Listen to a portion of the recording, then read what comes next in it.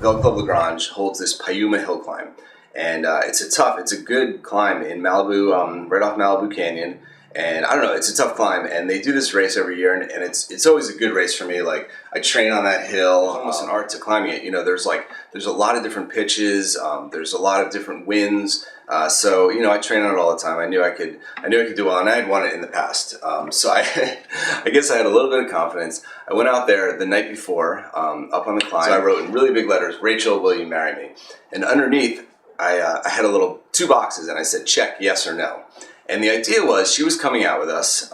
She was gonna ride up before us, you know, while we were getting ready and everything, and meet us at the top. So I figured she would ride up, she would see the writing, and she would, you know, check one of the boxes. And then when I came up after her, as I was racing, I would look down and see whether or not she had accepted my proposal. So pretty good idea. Mostly worked. Let's see what happened. We got out there. First of all, getting her out for the ride, she did not like to climb, and you know, I spent like the week, 2 weeks before, just worrying like that she was going to decide not to come on the ride that day, because I really had to. I kind of had to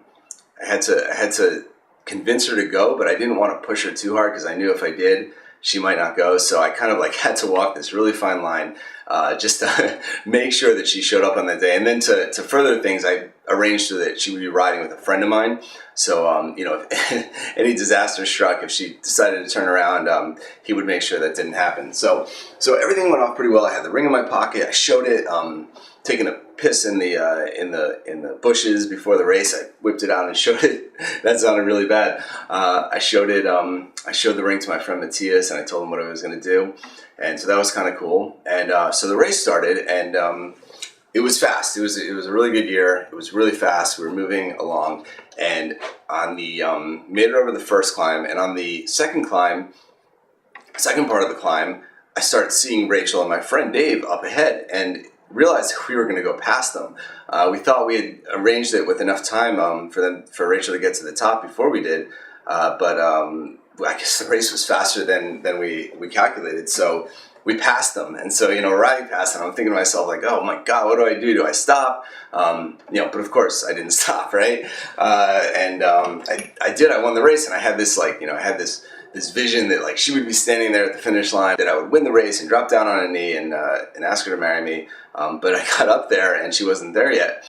From the top of this climb, you can actually see down to the switchback where I wrote the proposal. So I'm up there and I see Rachel. She's coming to it, and I kind of see her get off the bike. I mean, they're pretty far off in the distance, but I can see the sign. And she gets off the bike, and I'm just looking down, and she's looking at it, and she's laughing, and she's kind of like she's shaking her head.